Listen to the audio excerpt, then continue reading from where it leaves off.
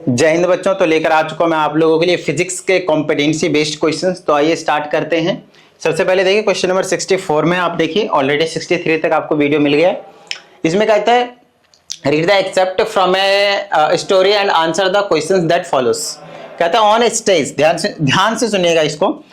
On stage a soft iron box seats atop a hidden copper coiled platform conductive to electricity. Okay, अब ध्यान समझिएगा, समझने की जरूरत है। I summoned a man who fancied himself a modern day okay Hercules on the stage and challenged him to lift the iron box. With ease he lifted it up. Then with a wave of my magic hand and hidden switch activated, I said, "I'm going to take away your strength." When I asked him to lift the box again, he struggled and unable to buzz it. तो अब आपको बताना है कि ऐसा जो हुआ अब क्या हुआ था, एक बार इन शॉर्ट बता देता हूं। मान लो कि मैं मैजिशियन हूं और मैंने क्या सेटअप किया, सबसे पहले वो बता देता हूं। नीचे कॉपर वायर का कॉइल कर रखा है मैंने और वो ढका हुआ है और उसके ऊपर हमने एक आयरन का बॉक्स रख रखा है, ठीक है। फिर मैंने एक पर्सन को बुलाया, मैंने बोला इसको उठाओ, तो उसने बॉक्स को उठाया और इजीली उठा लिया। फिर मैंने कुछ जादू मंत्र किया उसके ऊपर और मैंने बोला तुम्हारी स्ट्रेंथ मैं अपने पास ले रहा हूं। और फिर और इसी इंटरवल में हमने क्या किया, स्विच ऑन कर दिया। किसका? जो कॉपर कॉइल्ड था ना, उसका स्विच ऑन कर दिया। और फिर उसको बुलाया यहाँ पे कि आ जाओ यहाँ पे। तो अब उसको उठाने के लिए बोला, जब उठाने के बोला तो अब उठा नहीं पा रहा था। तो अब इसके पीछे का रीजन क्या है वो आपको यहाँ पे बताना है। तो पहला वही बोला है कि explain the secret behind the magic. तो इस मैजिक के पीछे का जो सीक्रेट है वो क्या है? तो सीक्रेट ये था कि स्विच ऑन करते ही जो कॉइल्ड कॉपर के वायर्स थे नीचे जो थे वो क्या थे आपके पास, क्या किसकी तरह एक्ट करने लग गए?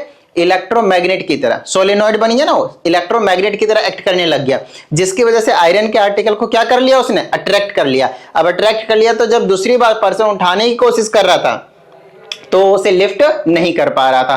तो यहां पे कॉन्सेप्ट क्या लग गया? इलेक्ट्रोमैग्नेट का। याद आया? ठीक है, चलिए फिर कहता है if you are asked to design the same magic in your science lab give the necessary circuit diagram. तो सर्किट डायग्राम में आप क्या क्या देंगे? स्विच ले आइए, कॉपर के इंसुलेटेड कॉपर वायर ले आइए और साथ में आप उसमें कनेक्ट कर दीजिए इलेक्ट्रिसिटी से, बैटरी से, बस खत्म बात। ठीक है, चलिए तो आपके पास मिल जाएगा, ये सारी चीजें बता दोगे। कहता है give any device that works on the same principle. याद है आपको 9th क्लास में एक मैग्नेटिज्म नाम का एक चैप्टर था, वहां पे हमने आपको इलेक्ट्रिक बेल का पूरा कॉन्सेप्ट बताया था। स्विच ऑन किया, मैग्नेटिक फील्ड आया, ट्रिडिंग आवाज क्या, बंद चालू होता था, टिन टिन टिन। तो इलेक्ट्रिक बेल जो है वो आपके पास वो इलेक्ट्रोमैग्नेटिक ये जो कॉन्सेप्ट है उसके ऊपर वर्क करता है। आई बात समझ में? ठीक है, चलो बहुत ज्यादा इंपॉर्टेंट क्वेश्चन है तो ध्यान से समझिएगा। बच्चे यहाँ पे बहुत ही ज्यादा कंफ्यूज जो है वो होते हैं इस टाइप के क्वेश्चनों में, और बहुत ज्यादा इंपॉर्टेंट क्वेश्चन है, बिल्कुल प्यार से और ध्यान से समझिएगा इसको। ठीक है, चलिए कहता है which one of the switches S1 S2 और S3 should be opened so that total resistance is equal to 4 ohm, total resistance is equal to 3 ohms and the current through the 4 ohm resistance is 3/5 of the total current। तो ठीक है, कोई दिक्कत नहीं, बिल्कुल easy सा question है। हमसे कहता है कि कौन सा स्विच को ऑन ओपन रखना पड़ेगा। ओपन का मतलब समझ रहे हैं? वो सर्किट में कनेक्टेड नहीं है, उसको हटा दिया है। आई बात समझ में? ऑफ कर देना। यहाँ पे ओपन का मतलब होता है स्विच ऑफ कर देना, मतलब current is not flowing through that particular switch, मतलब जो भी वायर होगा जिससे वो कनेक्टेड होगा उसके थ्रू, अगर हमने स्विच को ओपन रख दिया तो अब हमें निकालना है कि ऐसा निकालना है, ऐसे स्विच को ऑफ ओपन करना है, ऑफ रखना है, जिसको क्या करें कि टोटल रेजिस्टेंस जो है पूरे सर्किट का कितना निकल कर आए? 4 ओम का। देखिए ऐसे तो तुक्का लगाना मतलब बेवकूफी होगा भाई, तो एक एक करके सॉल्व कर लो। वैसे भी तीनों स्विच को बारी बारी से आपको है ना टर्न वाइज आपको क्या करना पड़ेगा? ओपन रखना पड़ेगा, तब जाकर आपके पास अलग अलग आंसर आएगा। तो अभी हम पहले किसका आंसर निकालेंगे नहीं बता सकते, बट अभी हम निकालने जा रहे हैं तो ध्यान से समझिएगा। मान लेते हैं कि हमने पहले वाले S1 स्विच को ही बंद कर देते हैं। बंद करने का मतलब ओपन रख दिया, मतलब इसके थ्रू जो करंट है वो फ्लो नहीं करेगा, और उसके थ्रू करंट फ्लो नहीं करेगा तो यहां से प्लस ये माइनस, यहां से आपके पास करंट आई जा रहा है, ये गया। अब इधर नहीं जाएगा तो इस वाले को आप काउंट ही नहीं करेंगे। इस वाले को आप काउंट ही नहीं करेंगे कि यहां से लेकर यहां तक है ही नहीं, बस यहां से इधर से आएगा और ये वाला यहां से ऐसे आ जाएगा, ये वाला सर्किट बन जाएगा, बस ऊपर आपने जाना ही नहीं। ठीक है, चलो अब मैं इसको हटा देता हूं और ध्यान से समझिएगा। अब इसमें क्या कहने के लिए कह रहा है, यहाँ पे करंट आई जा रहा है, इधर नहीं जा रहा है, तो करंट इधर से इधर को आ रहा है भाई, करंट इधर आ रहा है और इधर जाएगा तो इसमें और इसमें करंट अलग अलग है, ये और ये क्या हो जाएंगे आपके पास, पैरेलली कनेक्ट हो जाएंगे। ठीक है, तो इनको पैरेलली कनेक्ट करके हम पता कर लेते हैं कि कितना जो टोटल रेजिस्टेंस है वो, तो या तो ये पहले का आंसर होगा या तो दूसरे का आंसर होगा। अभी हम कुछ भी नहीं बता सकते क्योंकि टोटल रेजिस्टेंस पहले और दूसरे में ही पूछा गया है जब हम किसी स्विच को ओपन रख देंगे। ठीक है, चलो तो ये और ये तो आपके पास सीरीज में है भाई, और अगर सीरीज में है तो 2 और 10 कितने हो गए, 12, तो 12 ओम हो गए। इसका मतलब नया सर्किट बनाएंगे तो एक ये हो गया और एक इधर हो गया, ये आपके पास 12 ओम का हो गया और नीचे आपके पास 4 ओम का हो गया, और ऐसे करके ये आपके पास बैटरी से कनेक्टेड है। अब यहां से इसको पैरेलली जोड़ देंगे तो 1 अपॉन में R equivalent will be equal to 1 upon R1 plus 1 upon R2। ठीक है, ये हो जाएगा 1 upon R equivalent that will be equal to 1 by R1, it means 1 upon 12 plus 1 by R2 means 1 upon 4। इनको सॉल्व कर देते हैं, ये हो जाएगा 12, ये हो जाएगा 1 प्लस 4 3 जा 12, ये हो गया आपके पास 3 1 4 4 बाई 12। अब ये जो 4 बाई 12 है फिर आप इसको कैंसिल करेंगे तो 1 बाई 3 आएगा। This is not your answer, अभी आपको R इक्विवेलेंट निकालना है, टोटल रेजिस्टेंस निकालना है। उसके लिए क्या करना है आपको, आपने जो निकाला है 1 अपॉन R इक्विवेलेंट का आंसर है, आई ना बात समझ में, और कितना आया 1 अपॉन 3, बट हमें तो R इक्विवेलेंट चाहिए, या तो क्रॉस मल्टीप्लाई कर लेना, नहीं तो बेस्ट रहता है आपके पास दोनों तरफ रेसिप्रोकल कर दो। So R equivalent will be equal to, इधर भी रेसिप्रोकल इधर भी रेसिप्रोकल, तो कितना आ जाएगा 3 ओम। तो जो टोटल रेजिस्टेंस, जब हमने स्विच 1 को ओपन रखा मतलब उसे ऑफ कर दिया, ओपन का मतलब यहाँ पे ऑफ है, समझ रहे ना, तो ये वाला नहीं रहेगा और ये नहीं रहेगा, तो पूरे सर्किट का जो टोटल रेजिस्टेंस होने वाला वो कितना होगा आपके पास, सिर्फ और सिर्फ 3 ओम। कितना, 3 ओम। आई बात समझ में, तो 3 ओम देखिए सेकंड वाले का आंसर है, मतलब हमने अभी जो सॉल्व किया वो सेकंड वाला पहले सॉल्व किया है। आई बात समझ में, हमने किसको सॉल्व किया है, सेकंड वाला सॉल्व किया है। ठीक है, चलो तो जब हमने स्विच 1 को ओपन रखा, मैं यहाँ पे लिख कर रख देता हूं क्योंकि किस में क्या काम आएगा अभी कुछ नहीं कह सकते। जब हमने स्विच 1 को ओपन रखा तो हमारे पास जो टोटल रेजिस्टेंस आया वो 3 ओम आया। अब हम स्विच 2 को ओपन रखने वाले हैं, क्योंकि हमें तो पता नहीं कि डायरेक्टली आप बता ही नहीं सकते ना कि कौन से स्विच को ऑफ रखेंगे और या फिर ओपन रखेंगे तो मेरे पास ये आंसर आ जाएगा, नहीं बता सकते, हमें 1 बाय 1 करके सॉल्व करना ही पड़ेगा, राइट। ठीक है, चलिए तो आपकी बार मैं स्विच 2 को ऑफ कर देता हूं, मतलब ये वाला सर्किट गायब हो जाएगा। ठीक है ना, ये वाला जो आपके पास रहेंगे रेजिस्टेंस वो आपके पास गायब हो जाएगा, स्विच 2 को गायब कर दिया, तो अब ये बच गया और ये बच गया। अब करंट अगर यहां से जा रहा है तो इधर डिवाइड होगा इधर डिवाइड होगा, मतलब ये वाली चीज और ये वाली चीज दोनों के दोनों क्या आपके पास पैरेलल में, तो पैरेलली इसको अगर मैं कनेक्ट करता हूं, वैसे अगर मैंने आपको पैरेलली का फॉर्मूला डायरेक्टली बता दो तो आप डायरेक्टली भी लगा सकते हैं। कैसे, देखिए मैं आपको बताता हूं, 1 upon R equivalent is equal to 1 upon R1 plus 2 resistance के लिए आप डायरेक्टली इसको यूज कर सकते हैं। तो आप इसको एलसीएम ले लें तो R1 into R2 is equal to, LCM लेंगे तो R1 प्लस R2 हो जाएगा, या फिर R2 प्लस R1 एक ही बात है। रेसिप्रोकल लेंगे तो R equivalent will be equal to R1 into R2 divided by में R1 प्लस R2। तो ये एक फॉर्मूला आप डायरेक्टली यूज कर सकते हैं, तो इससे आप जल्दी सॉल्व कर लेंगे और कुछ नहीं। ठीक है ना, तो मैं क्या करता हूं, R इक्विवेलेंट अगर मैं निकालना चाहता हूं तो क्या क्या है मेरे पास, एक तो ये 6 ओम है और दूसरा ये क्या है मेरे पास 4 ओम है, तो R1 इंटू R2 कितना हो गया, 6 चौके 24, देखा, और दोनों को प्लस कर देंगे कितना आ जाएगा 10, तो कितना आ गया आपके पास 2.4 ओम। 2.4 ओम ही आएगा ना, चेक कर लेते हैं, 6 4 जा 24 ऊपर आ गया और नीचे में आपके पास 10, तो 10 से डिवाइड करेंगे 6 प्लस 4, ठीक है ना, 10 हो गया, 2.4 ओम आ गया, 2.6 ओम आ गया। तो जब हमने स्विच 2 को ओपन रखा तो हमारे पास 2.4 जो ओम है वो निकल कर आया है total resistance of the circuit. चलो अब इसको हटा देते हैं, यहीं पे ऐसे रख देते हैं, आइए आगे की बात कर लेते हैं भाई। ठीक है, अब अगली जो चीज है वो हमारे पास क्या है, स्विच 3 को, तो ये वाला देखो स्विच 2 वाला तो आपसे पूछा ही नहीं था, कोई दिक्कत नहीं, लेकिन अभी हमने निकाला ना, अब हम क्या करेंगे, स्विच 3 को बंद कर देते हैं। अगर हमने स्विच 3 को बंद कर दिया, ये लो ये वाला हटा दिया, तो अब ये वाला बच गया और ये वाला 10 और 2 कितना हो गया, इसको आप एक ही समझेंगे और इसको 12 ओम का समझेंगे, ये और ये पैरेलल है। अब इसको अगर मैं फॉर्मूले के अकॉर्डिंग सॉल्व करता हूं तो मेरे पास क्या हो जाएगा, 1 अपॉन में R इक्विवेलेंट, नहीं फॉर्मूला डायरेक्ट लगा देता हूं, R equivalent will be equal to R1 R2 divided by में R1 plus R2, R1 into R2, तो यहाँ पे 6 है, यहाँ पे कितना 12, 12 छक 72, तो 72 ऊपर हो गया, R1 प्लस R2 ये और ये को ऐड कर देंगे 12 6 18, तो 18 चौके 72 4 ओम आ जाएगा। तो जब हमने स्विच 3 को क्लोज किया तो हमारे पास जो टोटल रेजिस्टेंस आया वो 4 ओम आया। जब स्विच 3 को ओपन रखा तो हमारे पास रेजिस्टेंस जो आया वो 4 ओम आया है। और ये जो आंसर है वो पहले का है, तो पहले के लिए आप स्विच 3 को ओपन रखेंगे तो आपके पास जो टोटल रेजिस्टेंस आएगा वो 4 ओम आएगा। और दूसरे का आंसर क्या है आपके पास, जब स्विच 1 को आप ओपन रखेंगे तब आपके पास आंसर जो टोटल रेजिस्टेंस का आएगा वो आपके पास 3 ओम आएगा। आई बात समझ में? तो 1 बाय 1 हमने सॉल्व किया और हमें यहां से पता चल गया। अभी रुकिए, क्वेश्चन हुआ नहीं है अभी। आपके पास ये जो सी पार्ट है वो भी अभी रह ही रहा है। ये बहुत ज्यादा इंपॉर्टेंट क्वेश्चन है, तो बड़ी प्यार से और ध्यान से समझना है, ठीक है। अब कहता है the current through 4 ohm is 3/5 of the total current. कहता है कि सर्किट में अभी इन तीनों में एक ही काम करना है। इन तीनों में क्या करना है? एक ही काम करना है। क्या काम करना है? किसी स्विच को ओपन रख देना है। और किसी स्विच को अगर आपने ओपन रख दिया तो कंडीशन लगा रहा है कि करंट जो है 4 ओम वाले रेजिस्टेंस से कितना जाना चाहिए, 3/5 ऑफ द टोटल करंट। तो पहले टोटल करंट निकालो, फिर पता चल जाएगा कौन सा स्विच ऑन रखना है या फिर ऑन रखना है। तो अब क्या सर हम एक एक करके फिर से वही काम करेंगे और चेक करेंगे? नहीं, देखो ध्यान से समझना, क्योंकि पहले का आंसर S1 आया, दूसरे का आंसर S3 आया, ऐसा 100% नहीं मैं कह सकता, बट हाँ क्योंकि S1 और S2 को हम ऑलरेडी ओपन रख चुके हैं तो अगले वाले में जो करना पड़ेगा वो मैक्सिमम चांसेस है कि S2 को स्विच को ओपन रखना पड़ेगा। मैक्सिमम चांसेस है, आप 100% नहीं कह सकते, बट अकॉर्डिंग टू क्वेश्चन आप इतना तो अंदाजा लगा सकते हैं कि भाई 1 और 3 को तो ओपन रखवा ही दिया है। चलो अब 2 को रख के देख लेते हैं भाई। और जब हमने 2 को रख के देखा तो हमारे पास टोटल रेजिस्टेंस भी हमने निकाल लिया। देखो काम आया ना, यहाँ पे अभी काम आएगा यहाँ पे।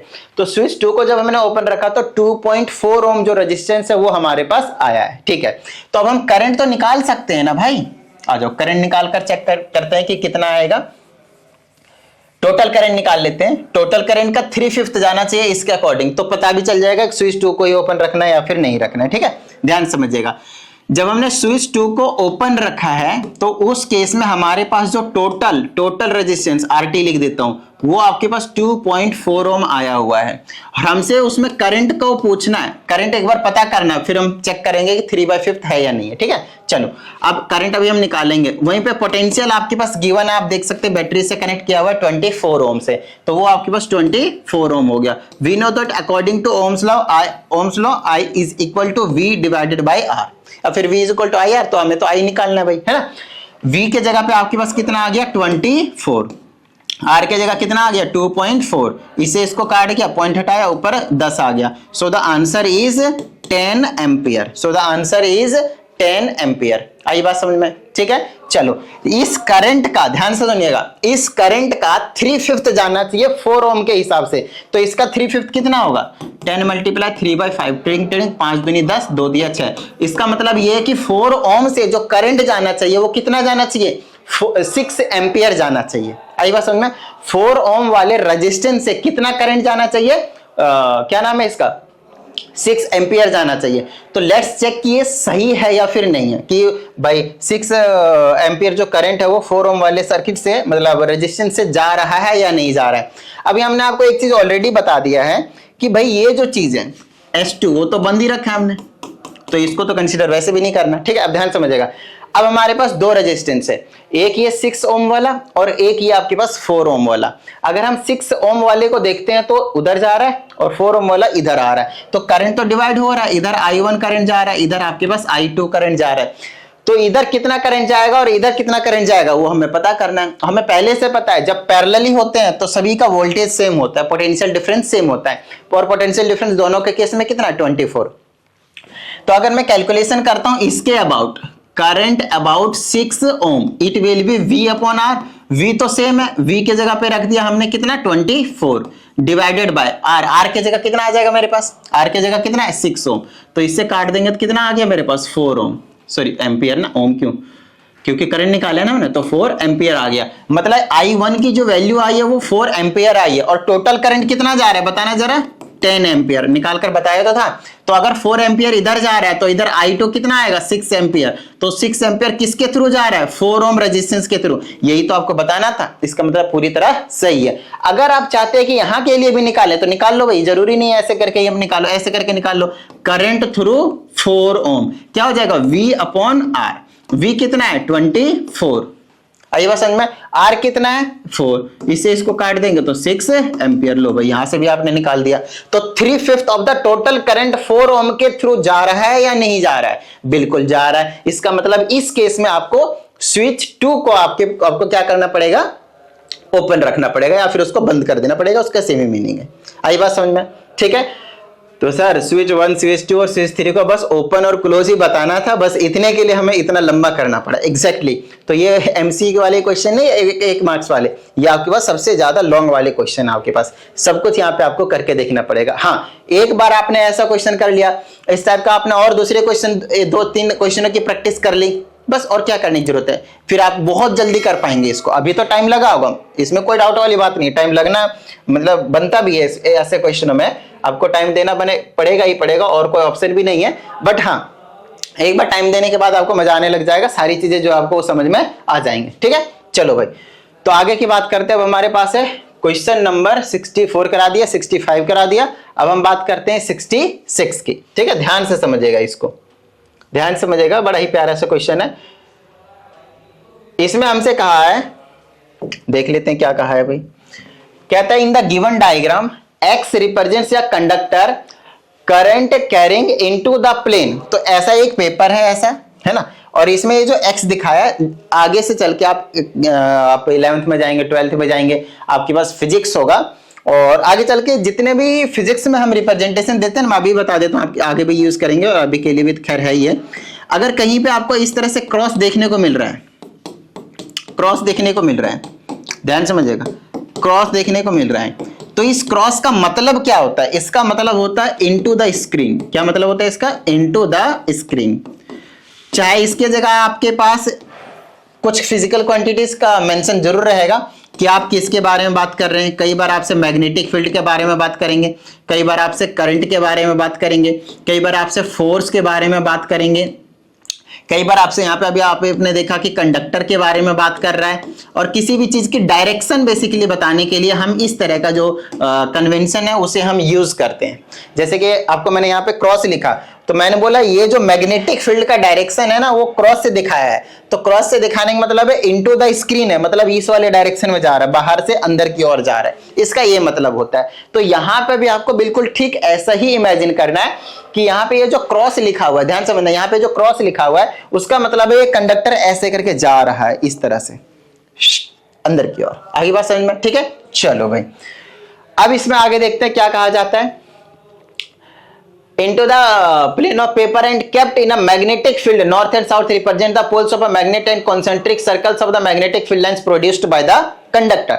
तो ये रहा नॉर्थ पोल, ये रहा साउथ पोल। अब बोलोगे इधर उधर कैसे चला गया सर? ये अलग मैग्नेट है, अलग मैग्नेट है, ये एक मैग्नेट का नॉर्थ पोल है, दूसरे मैग्नेट का साउथ पोल है। तो नॉर्थ से साउथ की ओर आपको पता है मैग्नेटिक फील्ड लाइंस आपके पास जाते हैं, तो इसका तो मैग्नेटिक फील्ड लाइंस जा रहे हैं, ठीक है। दूसरी चीज, इसके में करंट जो जा रहा है ना, वो कहां से जा रहा है वो आपको देखना है, ऐसे करके जा रहा है, बाहर से अंदर की ओर जा रहा है। वो मुझे कैसे पता चला? ये तो यहां पे बता भी रखा होगा भाई, current into the plane of paper, देखा, into the plane of paper मतलब अंदर की ओर है। नहीं भी पता चल रहा है तो अगर ये कंडक्टर है, इसमें से करंट को मान लेते हैं कि अंदर की ओर जा रहे हैं, मान लेते हैं। क्यों? क्योंकि देखो ये करंट का डायरेक्शन दिखा रखा है, ये क्लॉकवाइज है। और क्लॉकवाइज कैसे नहीं गए? जब आप राइट हैंड, कौन सा आप रूल यूज करेंगे यहाँ पे?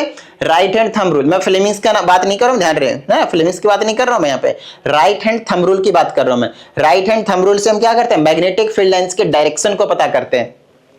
तो ये लाइन ऐसे ऐसे ऐसे, ये कंडक्टर है अंदर की ओर, करंट क्या जा रहा है? अंदर की ओर। तो ऐसे करके इस तरीके से अपने जो फिंगर से मैं कर्ल करूंगा, तो किस डायरेक्शन में कर रहा हूं? क्लॉकवाइज। तो ये जो क्लॉकवाइज घूम रहा है, ये वो आपके पास करंट के डायरेक्शन है, मैग्नेटिक फील्ड के डायरेक्शन है, सॉरी, मैग्नेटिक फील्ड के डायरेक्शन है। करंट का डायरेक्शन अंदर गया, अंगूठे के डायरेक्शन में, ये जो थंब है ना, उसके डायरेक्शन में आपके पास क्या रखना है? थंब को, और फिर इस तरीके से राइट हैंड थंब रूल लगा देना। तो ये मैग्नेटिक फील्ड लाइंस का जो डायरेक्शन है वो आपके पास गिवन है, ठीक है ना।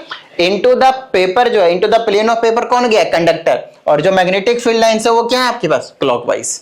आगे बात समझ में? ठीक है, चलो आगे की बात करते हैं। अब इसमें हमसे कहता है कि state the direction of force experienced by the conductor, कि ये जो कंडक्टर है उसमें किस तरह का, किस डायरेक्शन में बेसिकली फोर्स लगेगा वो आपको बताना है। बिल्कुल बेसिक्स है, कोई दिक्कत वाली बात नहीं।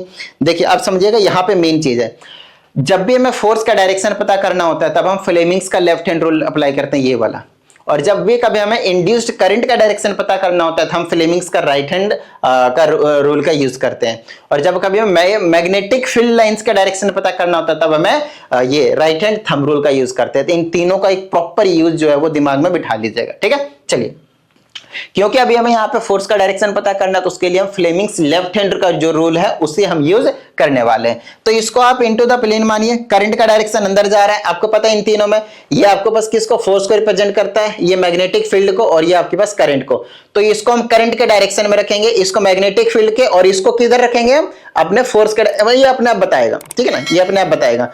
तो मैग्नेटिक फील्ड इधर है और करंट क्या है, अंदर की ओर, तो इसको आप ऐसे करके घुमा देंगे, करंट को ऐसे की ओर, अंदर की ओर जा रहा है करंट, इनटू द ऐसे करके अंदर into the plane of paper, और मैग्नेटिक फील्ड इधर है। तो फोर्स देखो किधर लग रहा है, नीचे की डायरेक्शन में। आई बात समझ में, नीचे की डायरेक्शन में, तो डाउनवर्ड आप लिख देंगे फोर्स का डायरेक्शन है, बस हो गया और कुछ नहीं, ठीक है। चलो दूसरे में कहता है explain the cause of the above said force. तो यहां पे ये जो फोर्स लग रहा है तो उसका कॉज क्या है, रीजन क्या है, कैसे प्रोडक्शन हुआ है, तो आप लोगों को पता होना चाहिए। Whenever a current carrying conductor, triple C ध्यान रखिएगा, current carrying conductor is placed in a magnetic field, then this conductor experiences a force। ये जो प्रिंसिपल है, ये जो रीजन है वो आपके पास यहाँ पे लग रहा है कि जब भी आपके पास मान लेते हैं कंडक्टर है, इसके थ्रू करंट पास हो रहा है तो इसमें मैग्नेटिक फील्ड जनरेट हो रहा है, ठीक है। और अगर आपने एक external magnetic field north south वाले में अगर प्लेस कर दिया तब इसके ऊपर एक फोर्स लगेगा, तो किस डायरेक्शन में फोर्स लगेगा वो हमने बता दिया और रीजन भी हमने आपको बता दिया। आगे क्या आ जाता है, name the law used to determine the direction of force in the conductor. आपने कौन से लॉ का यूज किया है कि कंडक्टर में जो डायरेक्शन लग रहा है फोर्स का, कौन सा डायरेक्शन लग रहा है वो पता करने के लिए। तो अभी आपने आपको बताया ना, फ्लेमिंग्स लेफ्ट हैंड रूल से पता किया कि फोर्स का डायरेक्शन क्या है। आई बात समझ में।